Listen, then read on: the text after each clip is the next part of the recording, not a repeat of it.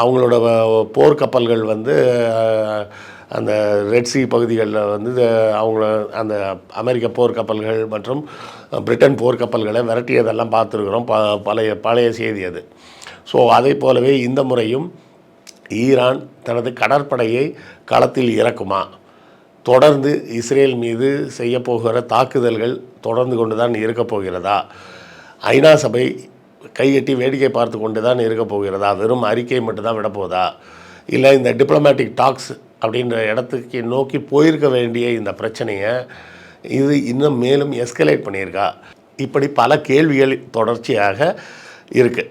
ஏன்னா இந்த தாக்குதலை அப்படியே ஈரான் கடந்து செல்ல முடியாது. அப்படி கடந்து சென்றால் அதோட இறையாண்மை கேள்விக்குரியதாக மாற்றப்படுகிறது.